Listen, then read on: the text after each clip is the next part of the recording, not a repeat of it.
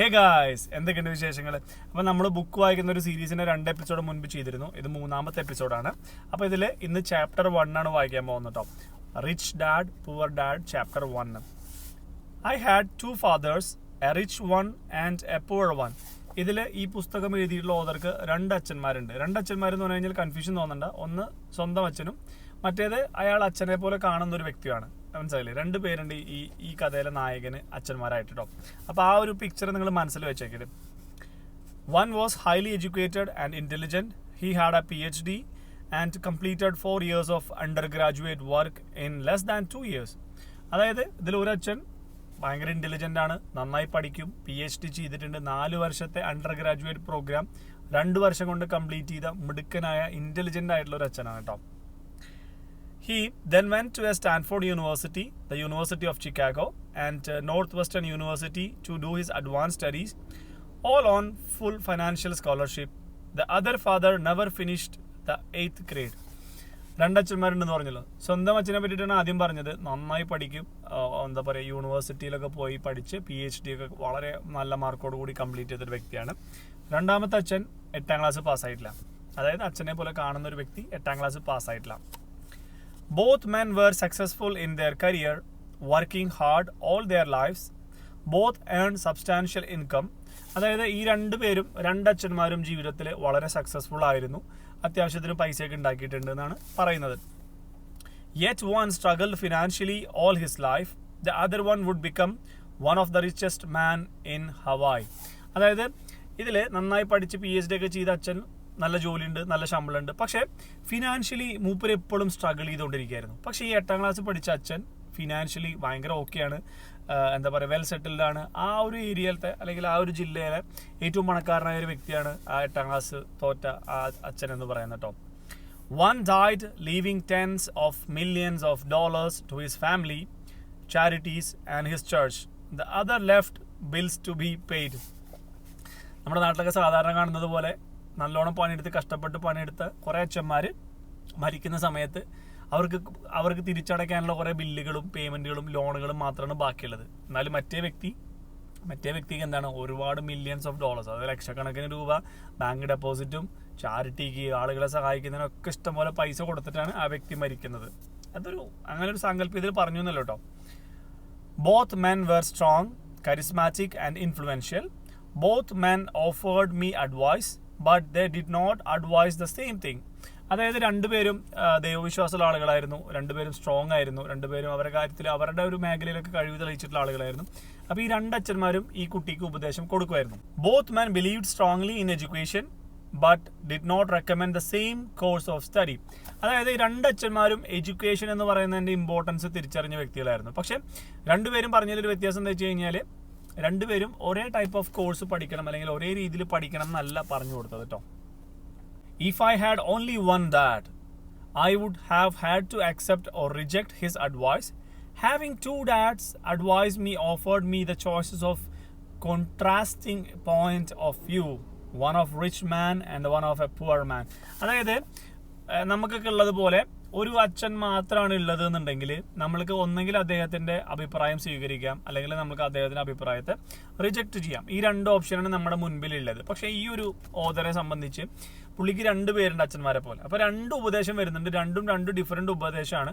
അപ്പോൾ പുള്ളിക്ക് എന്താ വെച്ച് കഴിഞ്ഞാൽ ഈ 2 കോർഡിനേറ്റ് ചെയ്തിട്ട് അല്ലെങ്കിൽ ഈ 2 കമ്പൈൻ ചെയ്തിട്ട് പുള്ളിക്ക് അതിൽ നിന്നൊരു എന്താ പറയുക ഡിഫറെൻ്റ് ആയിട്ട് മറ്റുള്ള ആളുകളെ സംബന്ധിച്ചിടത്തോളം ഒരു ഡിഫറെൻ്റ് ആയിട്ടുള്ള ഒരു തീരുമാനം എടുക്കാനുള്ള സാധ്യതയൊക്കെ ഉണ്ടെന്ന് പറയില്ലേ. Instead of simply accepting or rejecting one or the other, I found myself thinking more, comparing and then choosing for myself. അതായത് ഒന്ന് എടുത്ത വഴിക്ക് കേട്ട വഴിക്ക് നമ്മൾ റിജക്റ്റ് ആക്കി പറയുന്നതിന് പകരം അല്ലെങ്കിൽ അത് അക്സെപ്റ്റ് ചെയ്യുന്നതിന് പകരം 2 കേട്ട് 2 ഏതാണ് നല്ലത് നോക്കി 2 പോയിന്റുകളൊക്കെ എന്ന് മനസ്സിലാക്കിയതിന് ശേഷം അതിൽ നിന്ന് ഇഷ്ടപ്പെട്ടത് അല്ലെങ്കിൽ നമുക്ക് സ്യൂട്ട് ആവുന്ന പറഞ്ഞാൽ സെലക്ട് ചെയ്തെടുക്കുക എന്ന് പറയില്ലേ. The problem was the rich man was not rich yet and the poor man not yet poor. Both were just starting out on their careers and both were struggling with money and families, but they had very different point of view about the subject of money. അതായത് ഇപ്പോൾ ഈ കഥ നടക്കുന്ന സാഹചര്യത്തിൽ അതായത് ഇദ്ദേഹത്തിന് ഉപദേശം കിട്ടുന്ന ആ ഒരു സമയത്ത് ഇതിൽ അവരുടെ അച്ഛൻ പാവപ്പെട്ട അച്ഛനല്ല, അതായത് മൂപ്പര് പഠിച്ചു ജോലി തുടങ്ങുന്നേ ഉള്ളൂ. മറ്റേ ആൾ 8ാം ക്ലാസ് തോറ്റ വ്യക്തി എന്ന് പറയുന്നത് പണക്കാരനായിട്ടില്ല, മൂപ്പരിങ്ങനെ വർക്ക് ചെയ്ത് പണക്കാരനാവുന്ന ഒരു സ്റ്റേജ് തുടങ്ങുന്നേ ഉള്ളൂ. രണ്ടുപേർക്കും പൈസേനെ പറ്റിയിട്ട് ഭയങ്കര ഡിഫറൻ്റ് ആയിട്ടുള്ള ഒരു എന്താ പറയുക കാഴ്ചപ്പാടാണ് ഉണ്ടായിരുന്നതെന്ന് പറയുന്നത് കേട്ടോ.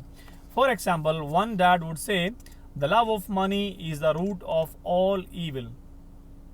The other, lack of money is the root of all evil. അതായത് ഒരച്ഛൻ പറയും, നന്നായി പഠിച്ച മൂപ്പരുടെ ഒറിജിനൽ അച്ഛൻ പറയാണ്, പൈസയാണ് എന്ത് എല്ലാത്തിൻ്റെയും കാരണം, എല്ലാ ദുഷ്ടപ്രവർത്തികളുടെയും കാരണം പൈസയാണ്, പൈസയോടുള്ള ആർത്തിയാണ്, പൈസ ഉണ്ടാക്കണം എന്നുള്ള സംഭവമാണെന്ന് പറയും. നേരെ മറിച്ച് മറ്റേ അച്ഛൻ പറയുന്ന ഒരു സംഭവം, 8ാം ക്ലാസ് തോറ്റ മൂപ്പരുടെ അച്ഛൻ പറയുന്ന ഒരു സംഭവം എന്താ വെച്ച് കഴിഞ്ഞ് കഴിഞ്ഞാൽ പൈസ ഇല്ലായ്മയാണ് എല്ലാ പ്രശ്നങ്ങൾക്കും കാരണം. കാരണം ആളുകളുടെ കയ്യിൽ ആവശ്യത്തിന് പൈസ ഉണ്ടെങ്കിൽ ഈ പ്രശ്നങ്ങളൊന്നുമില്ല. പൈസ ഇല്ലാത്തതിൻ്റെ പേരിലാണ് സമൂഹത്തിൽ ഈ എന്താ പറയുക അരക്ഷിതാവസ്ഥയൊക്കെ നടക്കുന്നതെന്നൊക്കെ പറയില്ലേ. അരക്ഷിതാവസ്ഥ എന്ന് പറഞ്ഞാൽ മനസ്സിലായി തോന്നുന്നു അല്ലേ. As a young boy, having 2 strong fathers, both influencing me was difficult.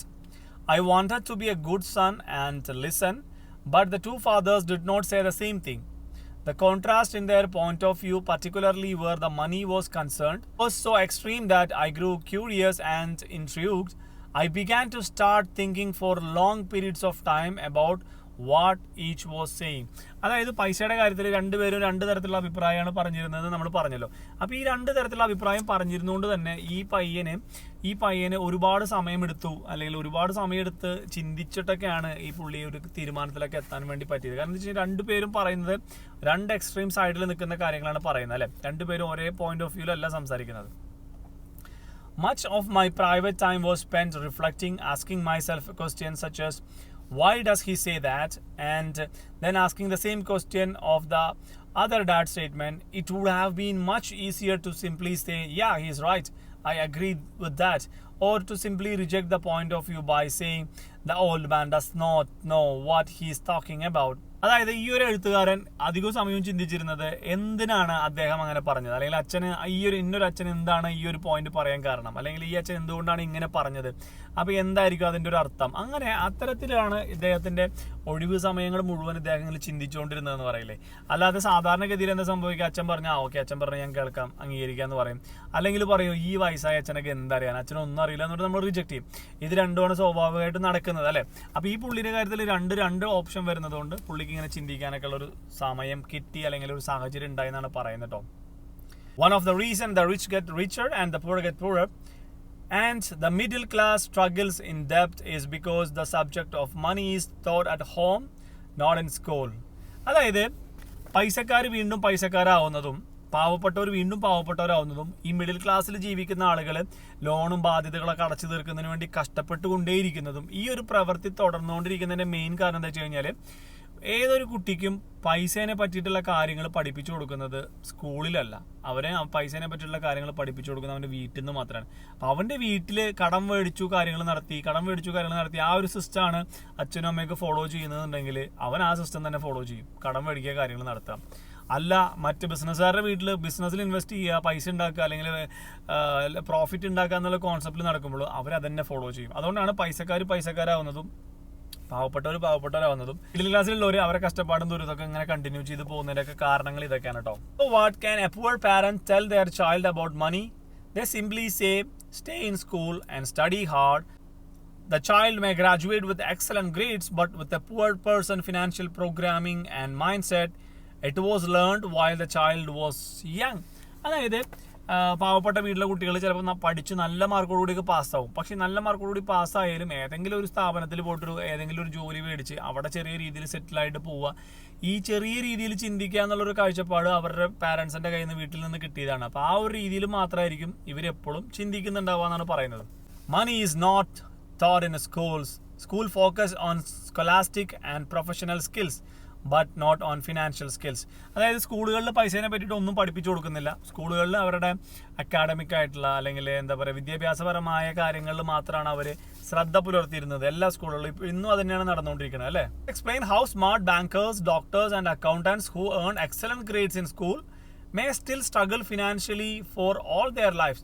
അതായത് ഇന്ന് നമ്മുടെ നാട്ടിലെടുത്തു കഴിഞ്ഞാൽ ഡോക്ടർമാർ, എഞ്ചിനീയർമാർ, ബാങ്കിൽ ജോലി ചെയ്യുന്നവർ, നല്ല ശമ്പളത്തിൽ ജോലി ചെയ്യുന്ന ആളുകൾക്കൊക്കെ നല്ല രീതിയിൽ വരുമാന മാർഗ്ഗം ഉണ്ടെങ്കിൽ പോലും അവരെല്ലാവരും കഷ്ടപ്പാട്, ദുരിതത്തിൽ, കടബാധ്യതകളിൽ, അങ്ങനെ ബുദ്ധിമുട്ടിലാണ് ജീവിച്ചുകൊണ്ടിരിക്കുന്നത്. ഇതിൻ്റെ ഒരു മെയിൻ റീസൺ എന്താണെന്ന് വെച്ച് കഴിഞ്ഞാൽ ആർക്കും ഈ ഫിനാൻഷ്യൽ ഫ്രീഡം അല്ലെങ്കിൽ ഫിനാൻഷ്യൽ സ്റ്റെബിലിറ്റി എന്ന് പറയുന്നതിനെ പറ്റിയുള്ള ഒരു വിദ്യാഭ്യാസം അവർക്ക് സ്കൂളുകളിലോ കോളേജിലോ ലഭിച്ചിട്ടില്ല. അവർ വീട്ടിൽ നിന്ന് എന്ത് കിട്ടിയ ഒരു ബേസിക് അണ്ടർസ്റ്റാൻഡിങ് മാത്രമേ അവർക്കുള്ളൂ. അവർ staggering national debts is due in large part to highly educated politicians and government officials making financial decisions with little or no training on the subject of money. രാഷ്ട്രീയപരമായ ചില കാര്യങ്ങളൂടെ പറയുന്നുണ്ട് കേട്ടോ. I often look ahead to the new millennium and wonder what will happen when we have millions of people who will need financial and medical assistance. അതായത് ഒരുപാട് ലക്ഷക്കണക്കിന് ആളുകൾക്ക് സാമ്പത്തികപരമായും എന്താ പറയുക ആരോഗ്യപരമായിട്ടുള്ള അസിസ്റ്റൻസ് ഒക്കെ ആവശ്യമെന്ന് പറയല്ലേ.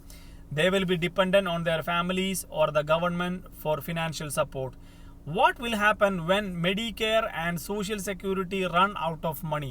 അതായത് ഈ സോഷ്യൽ സെക്യൂരിറ്റി കാര്യങ്ങൾ അല്ലെങ്കിൽ ഈ ഹെൽത്ത് സെക്ടറിൽപ്പെട്ട കാര്യങ്ങളൊക്കെ പൈസ ഇല്ലാത്തൊരു സ്റ്റേജിൽ ഇത് എങ്ങനെ നടത്തിക്കൊണ്ട് പോകുന്നു ചോദിക്കില്ലേ. How will a nation survive if teaching children about money continues to be left to parents, most of whom will be or already are poor? അതായത് ഒരു രാജ്യം അവരുടെ രാജ്യത്തിലുള്ള കുട്ടികളെ അല്ലെങ്കിൽ ഒരു ഗവൺമെന്റ് അവരുടെ രാജ്യത്തിലുള്ള കുട്ടികളെ സാമ്പത്തിക കാര്യത്തെ പറ്റിയിട്ട് അല്ലെങ്കിൽ സാമ്പത്തികമായി എങ്ങനെ കാര്യങ്ങൾ കൈകാര്യം ചെയ്യുന്നതിനെ പറ്റിയിട്ട് പഠിപ്പിച്ചു കൊടുക്കുന്നില്ല. അത് അവരുടെ പേരൻസ് തന്നെ പഠിപ്പിച്ചു കൊടുക്കട്ടെ എന്ന് പറഞ്ഞിട്ട് അങ്ങനെ ആ ഒരു സ്റ്റേജിനെ കണ്ടിന്യൂ ചെയ്ത് പോവുകയാണെന്നുണ്ടെങ്കിൽ എത്ര കാലം അവർക്ക് ഇങ്ങനെ സർവൈവ് ചെയ്യാൻ സാധിക്കും? അല്ലെങ്കിൽ പാവപ്പെട്ട ആളുകളുടെ എണ്ണം ഇങ്ങനെ കൂടിക്കൊണ്ടുവരും, പാവപ്പെട്ടവരായി തന്നെ മാറിക്കൊണ്ടിരിക്കുന്നതാണ് പുള്ളിക്കാരൻ പറയുന്നത് കേട്ടോ. Because I had two influential fathers, I learned from both of them.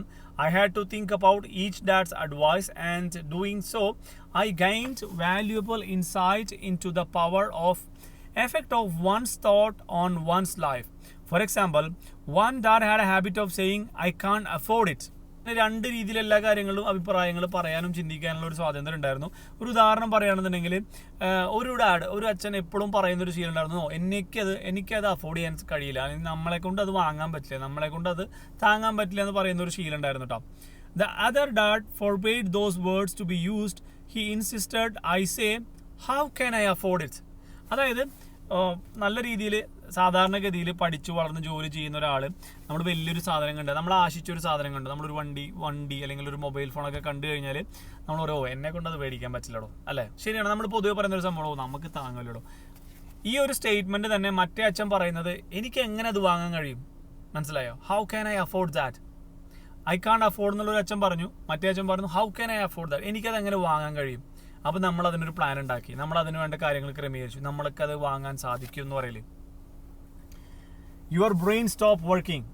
I can't afford that എന്ന് പറയുന്ന ഒരു സ്റ്റേജിൽ നമ്മുടെ ബ്രെയിൻ എന്നെ കൊണ്ട് സാധിക്കില്ല, പിന്നെ അതിനെപ്പറ്റി ചിന്തിക്കേണ്ട ആവശ്യമില്ല, നമ്മളത് വിട്ടു. By asking the question how can I afford it, your brain is put to work. He did not mean buy everything you wanted.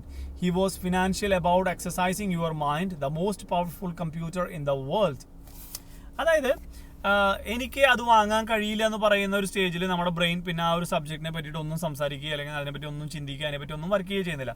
നേരെ മറിച്ച് how can I afford that എന്ന് പറയുന്ന ഒരു സ്റ്റേജിൽ എനിക്കിതെങ്ങനെ ഉൾക്കൊള്ളാൻ കഴിയും, എനിക്കിതെങ്ങനെ വാങ്ങാൻ സാധിക്കുന്ന പുള്ളി പറയുന്ന ഒരു സ്റ്റേജിൽ നമ്മുടെ ബ്രെയിൻ അതിനുവേണ്ട കാര്യങ്ങൾ കണ്ടെത്താൻ തുടങ്ങുകയും അതിനുവേണ്ടി വർക്ക് ചെയ്യാൻ തുടങ്ങുകയും. ഇത് എല്ലാതും മെറ്റീരിയൽ ആയിട്ടുള്ള സാധനങ്ങൾ മേടിക്കുന്നതിനെ പറ്റിയിട്ടല്ല കേട്ടോ സംസാരിക്കുന്നത്. ഇപ്പോൾ നമുക്കൊരു രാജ്യത്തേക്ക് ട്രാവൽ ചെയ്യണം, അല്ലെങ്കിൽ നമുക്കൊരു പൊസിഷൻ അച്ചീവ് ചെയ്യണം, അല്ലെങ്കിൽ നമുക്കൊരു ഇത്ര ഗ്രേഡ് മാർക്ക് കിട്ടണം, അല്ലെങ്കിൽ എന്തെങ്കിലും ഒരു കാര്യം നമുക്ക് അച്ചീവ് ചെയ്യണമെന്നുണ്ടെങ്കിൽ നമ്മൾ പൊതുവെ പറയുന്നത് നമ്മൾ എന്നെ കൊണ്ട് പറ്റൂലടോ, എനിക്ക് താങ്ങൂലടോ, എനിക്ക് ചെയ്യാൻ പറ്റൂല എന്ന് പറയില്ലേ. ആ ഒരു സ്റ്റേജിൽ നിന്ന് മാറിയിട്ട് എനിക്ക് എങ്ങനെ ചെയ്യാൻ കഴിയും, എനിക്ക് എങ്ങനെ കാണാൻ സാധിക്കും, എനിക്ക് എങ്ങനെ പോകാൻ സാധിക്കും, എനിക്ക് എങ്ങനെ വാങ്ങിക്കാൻ സാധിക്കും എന്നുള്ളൊരു ചോദ്യത്തിലേക്ക് നമ്മുടെ മാറിക്കഴിഞ്ഞു കഴിഞ്ഞാൽ നമുക്ക് ഒരുപാട് കാര്യങ്ങൾ നേടിയെടുക്കാൻ പറ്റുന്നതാണ് പുള്ളി പറയുന്നത് കേട്ടോ. My brain gets stronger every day because I exercise it. The stronger it gets, the more money I can make. അതായത് നമ്മൾ ഡെയിലി ബ്രെയിനെ കൊണ്ട് നമുക്ക് എങ്ങനെ ചെയ്യാൻ കഴിയും എന്നുള്ളൊരു ചോദ്യം വന്നു കഴിഞ്ഞാൽ നമ്മുടെ ബ്രെയിൻ അതിനുവേണ്ട കാര്യങ്ങൾ കണ്ടെത്തുകയും നമ്മുടെ ബ്രെയിൻ സ്ട്രോങ് ആയി തീരുകയും എന്താ പറയുന്നത് ഇവിടെ നമ്മുടെ ബ്രെയിനിനൊരു എക്സസൈസ് കൊടുക്കുക എന്ന് പറയില്ലേ, അത് ആ എക്സസൈസ് ബ്രെയിനിനെ സ്ട്രോങ്ങറായി മാറ്റുകയും നമുക്ക് കൂടുതൽ എന്താ പറയുക ഫിനാൻഷ്യൽ ഫ്രീഡം കിട്ടാനും സാധ്യതയുണ്ട്. I believe that automatically saying I can afford it was a sign of mental laziness. മാനസികമായി വളരെ മടിയുള്ള ആളുകളുടെ ഒരു ആറ്റിറ്റ്യൂഡാണ് എന്തെങ്കിലും പറഞ്ഞാൽ എന്നെ കൊണ്ട് പറ്റൂല, എനിക്ക് ചെയ്യാൻ പറ്റൂല, എന്നെ കൊണ്ട് താങ്ങൂല, എനിക്ക് പറ്റൂല എന്ന് പറഞ്ഞ് ഒഴിവാക്കുന്നത് ഒരു മനസ്സിന്റെ മടിയാണെന്നാണ് പുള്ളിക്കാരൻ പറയുന്നത് കേട്ടോ. Although both dads worked hard, I noticed that one dad had a habit of putting his brain to sleep when it came to money matters, and the other dad had a habit of exercising his brain.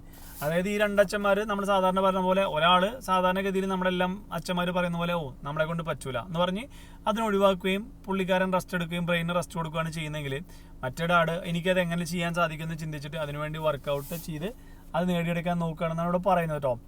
The long-term result was that one dad grew stronger financially and the other grew weaker. It is not much different from a person who goes to the gym to exercise on a regular basis versus someone who sits on the couch watching television.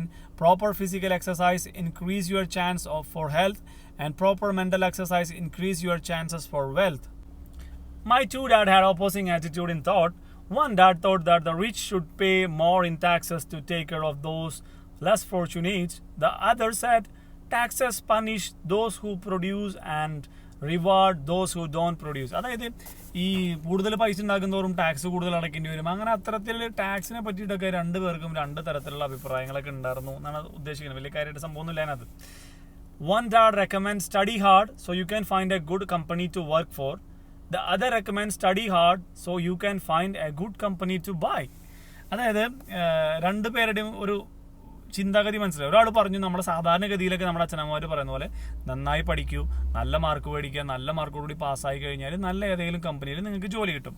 മറ്റേ അച്ഛൻ പറഞ്ഞു നന്നായി പഠിക്കുക. രണ്ടുപേരും നന്നായി പഠിക്കുന്ന കാര്യം പറഞ്ഞിട്ട് നന്നായി പഠിക്കുക, നല്ല മാർക്ക് മേടിക്കുക, നല്ല രീതിയിൽ പാസ്സാവുക.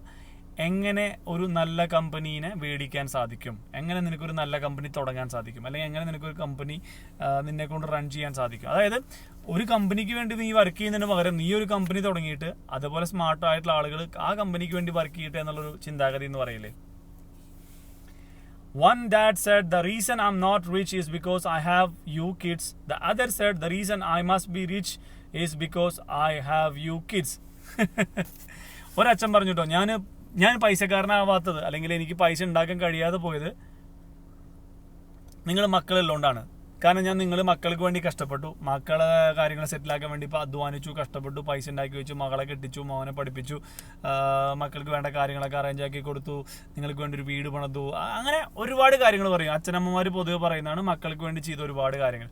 അപ്പോൾ അത്തരത്തിലുള്ള കാര്യങ്ങൾ പറഞ്ഞിട്ട് പറയും നിങ്ങൾക്ക് വേണ്ടി ഇതൊക്കെ ചെയ്തുകൊണ്ടാണ് എനിക്ക് പൈസക്കാരനാവാൻ കഴിയാൻ, അല്ലെങ്കിൽ എനിക്ക് ജീവിതത്തിൽ സക്സസ്ഫുൾ ആവാൻ കഴിയാൻ, ഞാൻ എൻ്റെ ജീവിതം നിങ്ങൾക്ക് വേണ്ടിയാണ് ചെലവഴിച്ചതെന്നൊക്കെ ഒരു മെജോറിറ്റി സെറ്റ് ഓഫ് അച്ഛന്മാർ പറയട്ടോ. കുറച്ച് സെറ്റ് ഓഫ് അച്ഛന്മാർ പറയും യെസ് നിങ്ങൾ കാരണമാണ് ഞാൻ ഇന്ന് ഈ നിലയിലെത്തിയത്. കാരണം എന്താ വെച്ച് കഴിഞ്ഞാൽ നിങ്ങൾക്ക് വേണ്ടിയിട്ട് നിങ്ങൾക്ക് വേണ്ട കാര്യങ്ങളെല്ലാം ചെയ്യണം, നിങ്ങൾക്ക് വേണ്ട എന്താ പറയുക എഡ്യൂക്കേഷൻ, നിങ്ങളുടെ വിവാഹം, അല്ലെങ്കിൽ വേറെ എന്തെങ്കിലും സാമ്പത്തികപരമായ കാര്യങ്ങളൊക്കെ ചെയ്യണമെന്ന് എനിക്ക് ആഗ്രഹമുള്ളതുകൊണ്ട് ഞാൻ നന്നായി വർക്ക് ചെയ്ത് ഞാൻ നല്ല രീതിയിൽ പൈസ ഉണ്ടാക്കിയിട്ട് ഞാൻ ഇന്ന് നല്ല വെൽ സെറ്റിൽഡ് ആയിട്ട് മാറി, നിങ്ങൾ കാരണം. One encouraged talking about money and business at the dinner table. The other forbade the subject of money to be discussed over a meal. One said, when it comes to money, play it safe. Don't take risk. The other said, learn to manage the risk. അതായത് വീടുകളിൽ കുട്ടികളോട് പൈസയുടെ കാര്യങ്ങൾ, പൈസ എങ്ങനെ ചിലവാക്കണം, പൈസ എങ്ങനെ manage ചെയ്യണം, ഹാൻഡിൽ ചെയ്യണം എന്നുള്ള കാര്യങ്ങളൊന്നും സാധാരണഗതിയിൽ അച്ഛനമ്മമാർ സംസാരിക്കാറില്ല അല്ലേ. പൊതുവെ കുട്ടികൾ അറിയേണ്ട വിഷയമല്ല, അത് അച്ഛനമ്മമാർ വലിയ ആൾക്കാരെ നോക്കിയുണ്ടെന്ന് പറഞ്ഞിട്ട് കുട്ടികളെ അതിനെ പറ്റിയിട്ട് സംസാരിക്കാറില്ല. അല്ലെങ്കിൽ മാക്സിമം പറയാം അച്ഛൻ്റെ കയ്യിൽ പൈസ ഇല്ല, അമ്മയുടെ കയ്യിൽ പൈസ ഇല്ല, നമ്മുടെ കയ്യിൽ പൈസ ഇല്ല എന്നാണ് പൊതുവെ പറയും. വേറെ സെറ്റ് ഓഫ് ആളുകൾ ചെയ്യുന്നത് എന്താ വെച്ച് കഴിഞ്ഞാൽ അവർ കുട്ടികളോട് പൈസനെ പറ്റിയിട്ടൊക്കെ സംസാരിക്കും. അപ്പോൾ കുട്ടികൾക്ക് ചെറുപ്പം മുതലേ അതിനെ പറ്റിയിട്ട് ഒരു ഐഡിയ ഒക്കെ കിട്ടി വരും ചെയ്യുന്ന പറയും. ഇതിൽ പറയുന്ന സെന്റൻസ് നോക്കട്ടെ, when it comes to money play it safe, don't take risk. ഒരു ഭൂരിഭാഗം അച്ഛന്മാരും പറയുന്ന ഒരു സംഭവമാണ്, അച്ഛനമ്മമാർ പറയുന്ന ഒരു സംഭവമാണ്, പൈസയുടെ കാര്യം വരുമ്പോൾ വലിയ റിസ്ക് ഒന്നും എടുക്കണ്ട, സേഫായിട്ട് കളിച്ചാൽ മതി, നമ്മളെ കൊണ്ട് പറ്റുന്നത് ചെയ്താൽ മതി, നമ്മൾ ഇരുന്നിട്ട് കാലി നീട്ടിയാൽ മതി, അല്ലെങ്കിൽ നോക്കിയും കണ്ടും ചെയ്താൽ മതി എന്നൊക്കെയുള്ള പോലെ ട്രഡീഷണൽ ആയിട്ടുള്ള എല്ലാ ഉപദേശങ്ങളും പറയും. ചില ആളുകൾ പറയും എന്ത്, you have to learn how to manage the risk. അതായത് റിസ്ക് എന്ന് പറഞ്ഞ ഫാക്ടർ പൈസയുടെ കാര്യത്തിൽ എന്തായാലും ഉണ്ട്. ഈ റിസ്ക് ഒഴിവാക്കി പോവുകയാണ് മെജോറിറ്റി ആളുകളും ചെയ്യുന്നത്. മറ്റാളുകൾ പറയുന്നത് നിങ്ങൾക്ക് എങ്ങനെ ഈ റിസ്കിനെ മാനേജ് ചെയ്യാൻ സാധിക്കും, അല്ലെങ്കിൽ നിങ്ങൾക്ക് അതിനെ തരണം ചെയ്യാൻ സാധിക്കുമെന്ന് നിങ്ങൾ പഠിച്ചെടുക്കണം, ട്രെയിൻ ചെയ്തെടുക്കണം എന്ന് പറയില്ലേ. One believed our home is our largest investment and our greatest asset. The other believed my house is a liability and if your house is your largest investment, you are in trouble. അതൊരു വലിയ ഫാക്ടറാണോ. പലരും ചിന്തിക്കുന്നത്, traditionally നമ്മളെല്ലാവരും ചിന്തിക്കുന്നത്, നമുക്ക് നല്ലൊരു വീടുണ്ടായി കഴിഞ്ഞ് കഴിഞ്ഞാൽ നമ്മൾ വെൽ ഇൻവെസ്റ്റ്മെൻ്റ് ആയി, നമ്മളെ സംബന്ധിച്ച് നല്ലൊരു അസറ്റായി എന്നാണ് പലരും ചിന്തിക്കുന്നത് കേട്ടോ. ഭൂരിഭാഗം ആളുകൾ അങ്ങനെ തന്നെയാണ് ചിന്തിക്കുന്നത്. പക്ഷേ അവർ പറയുന്നത്, നിനക്ക് വലിയൊരു വീടുണ്ടെങ്കിൽ, അല്ലെങ്കിൽ നിനക്ക് നല്ലൊരു വീടുണ്ടാക്കി കഴിഞ്ഞ് കഴിഞ്ഞാൽ അത് നിനക്ക് ഒരു അസറ്റല്ല, അത് നിനക്കൊരു ബാധ്യതയാണ്. കാരണം നമുക്ക് പൈസ ഇങ്ങോട്ട് കിട്ടാത്ത എല്ലാ സാധനങ്ങളും, അതായത് നമ്മുടെ നിന്ന് പൈസ അങ്ങോട്ട് പോകുന്ന എല്ലാ സാധനങ്ങളും നമുക്ക് ലയബിലിറ്റിയാണ്. ഇപ്പം നമുക്ക് 2 കോടിൻ്റെ 1 കോടിൻ്റെ 2 കോടിൻ്റെ ഒക്കെ വീടുണ്ടെങ്കിൽ പോലും നമുക്കത് നാളെ ഒരു ആവശ്യം വന്നാൽ നമ്മളാരും വിൽക്കാൻ പോകുന്നില്ല. അപ്പോൾ വിൽക്കാൻ പോകാതെ നമുക്ക് അതിൽ നിന്ന് പ്രോഫിറ്റ് ഒന്നും കിട്ടാത്ത സാഹചര്യത്തിനെ സംബന്ധിച്ചിടത്തോളം നമ്മൾ അതിൽ മെയിൻ്റനൻസും കാര്യങ്ങൾക്കൊക്കെ വേണ്ടിയിട്ട് പൈസ ചിലവാക്കിക്കൊണ്ടിരിക്കുകയാണെങ്കിൽ അത് നമുക്കൊരു ലയബിലിറ്റിയാണ്. അതിൽ നിന്ന് നമുക്ക് വരുമാനമൊന്നും കിട്ടില്ല, അത് നമ്മുടെ അസറ്റ് ഒന്നല്ല എന്ന് പറയുന്നത്.